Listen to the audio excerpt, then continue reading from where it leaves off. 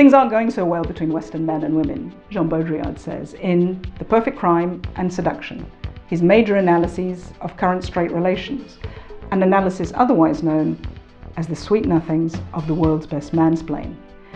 But he has tips to help improve our romances, whose highlights I will summarize in what I hope will be a useful and practical video.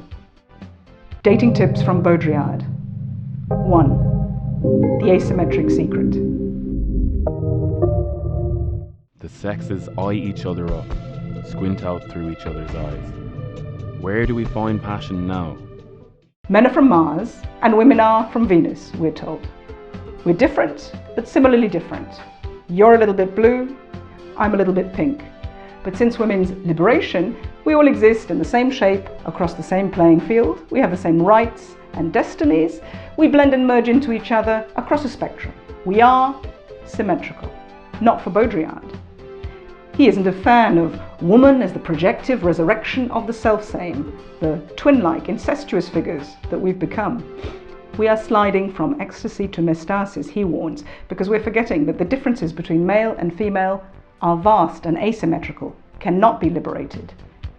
We aren't different, we are other, unequal, alien to each other.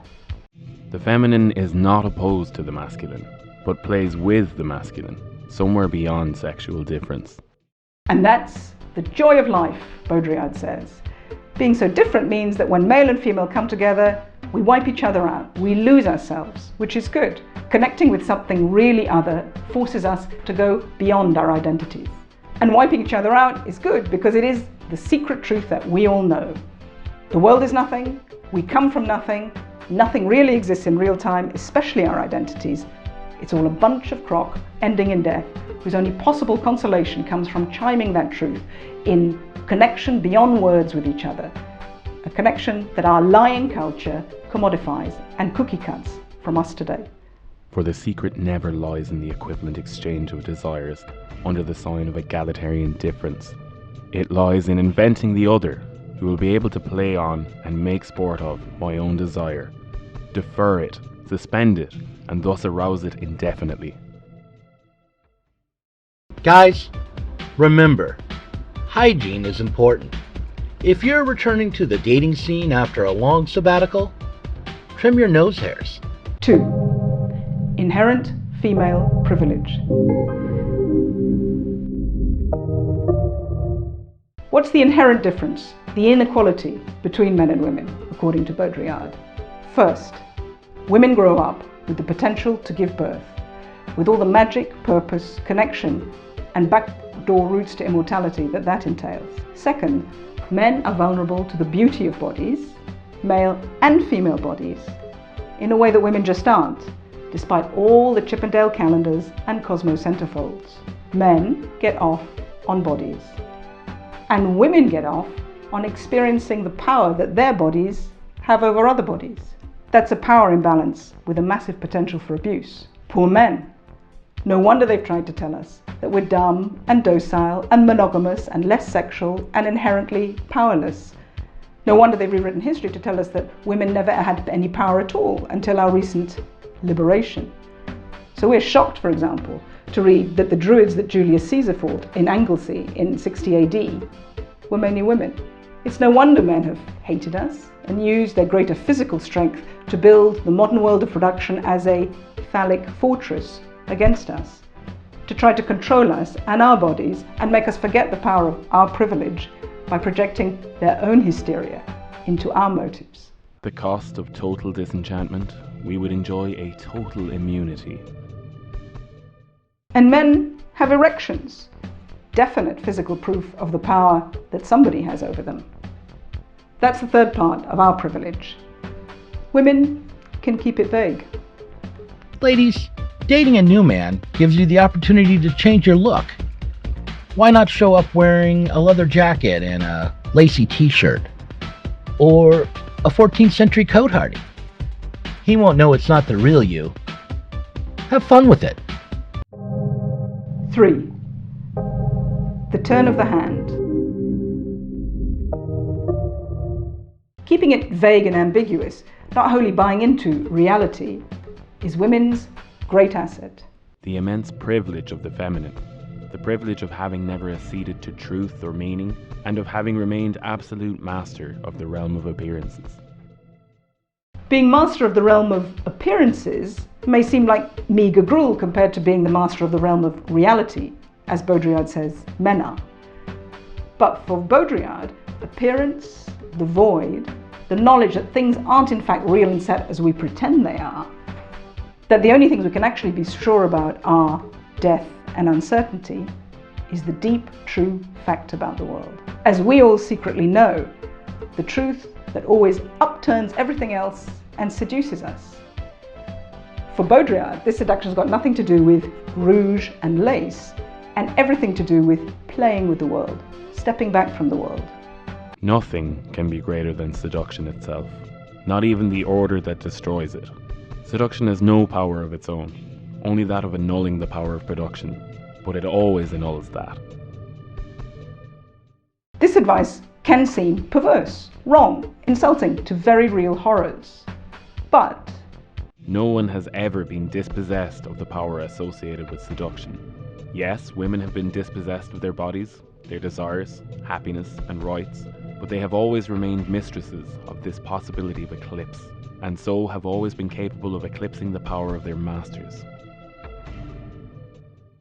And to those good apostles who say, you aren't going to discredit reality in the eyes of those who already find it difficult enough to get by and who surely have a right to reality and the fact that they exist. You aren't going to discredit feminist and egalitarian demands in the eyes of all those who haven't even heard of women's rights. Baudrillard is hardcore. Underlying these charitable intentions is a profound contempt, in crediting people with placing their hope only in the visible proofs of their existence. By imputing this plaster saint realism to them, one takes them for naive and feeble-minded. Yes, men may have built and be running our whole entire current world. They may be richer, stronger, more powerful. They may be better than women. They may abuse their position. But all that can be upturned in one instant by a simple hand gesture from women, Baudrillard tells us. The capacity imminent to seduction to deny things their truth and thereby foil all systems of power and meaning by a mere turn of the hand. Are you dating an impoverished millennial who is unsure of the protocol around when to go Dutch and when he should pay? Why not solve the problem by doing something that's totally free, like going to the park and playing frisbee golf, or spending the afternoon casing the luxurious homes of those boomers who don't deserve such things? 4. The power of tables. We should feel sorry for Western men, Baudrillard shows us. Their neurotic quest for a defense against this hand gesture has led them to simulate reality, to make themselves the all-powerful subjects obsessed at all costs with ruling objects, people and things. And where has this great project left them? In our indifferent world of mass production and simulacra that reflects back the eccentric, paradoxical, paranoid and tiresome masculine state. In our world of too many objects than we know what to do with, where actual physical things themselves, tables for example, take their revenge on their masters by glowering back, objects thumbing their noses at us with tiny, ironic glimmer. At least tables have a job to do, a real purpose, Baudrillard says, and they may yet take over from us in the end. In this confused, ill-made world, that means that a table has more power than your average Western man. At least it has a use. In order to succeed on Tinder and other dating apps, it's important to use photos that don't expose the truth about your desperate situation. Go back through your timeline and find pre-COVID photographs where you don't look terribly unhappy in a social setting. You might even find a photograph where you're smiling at another human being. 5. What men want. What Western men secretly want, Baudrillard says, is to become objects themselves, to be penetrated, put to use, relieved of responsibility at last.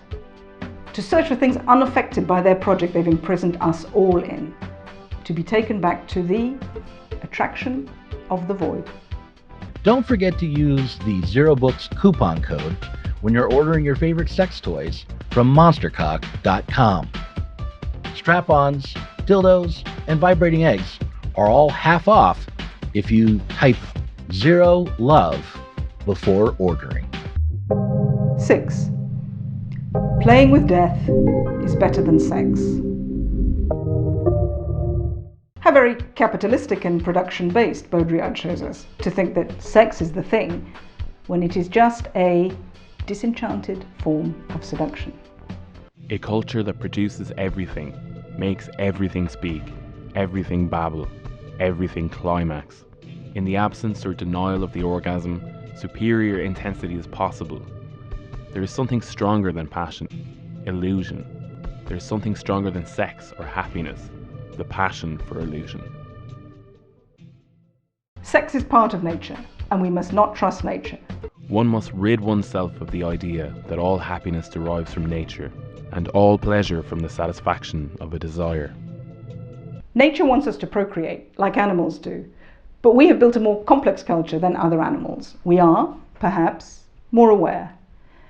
And this awareness of where we are and where nature is taking us is pretty bleak. How much more charged to use awareness and attraction as a game, where, locked in with another like-minded participant, we duck out of the real world to toy with what nature and the real world want from us. An ironic alternative form that breaks sex and provides space, not of desire, but of play and defiance. We seduce with our death, our vulnerability, and with the void that haunts us. The secret is to know how to play with death. Guys, it's important to keep it light when you're starting out.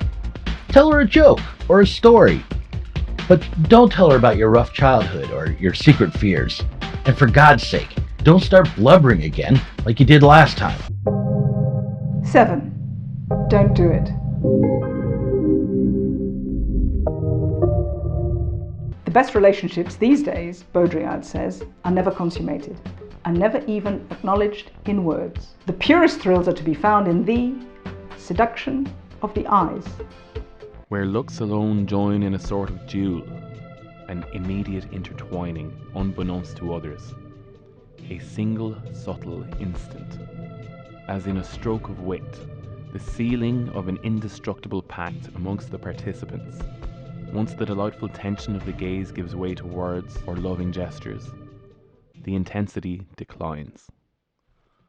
Today's biggest kink is called edging, and the kinkiest, most ultimate version of edging would be to avoid all contact with the man or woman of your dreams forever.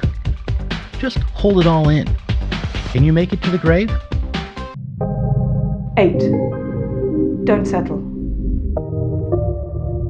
We must not fall for the cold seduction of our current twinned, cloned, incestuous, screen-based reality of egalitarian difference and simulation. That's a given. But, above all, in the face of overwhelming message and tech, we mustn't give up. We must not settle. Existence is something we must not consent to. It has been given to us as a consolation prize, and we must not believe in it. And we must fight back. We must be passionate. Once there was value and style in detachment, but no more. Now, what good is it being passionless in a world without passion, or detached in a world without desire? This reconciliation of all antagonistic forms in the name of consensus and conviviality is the worst thing we can do. And how do we do that? Like all great dating guides, Baudrillard has his rules. The absolute rule is to give back more than we were given. Never less, always more. We mustn't settle. We mustn't give up hope of the fellowship of the void. We should deal with relationships as Baudrillard suggests we deal with radical thought. Promote a clandestine trade in ideas, of all inadmissible ideas, of unassailable ideas, as the liquor trade had to be promoted in the 1930s. Or something like that. Oh, and one more thing. What's really important for women to understand, and I mean it's really absolutely crucial.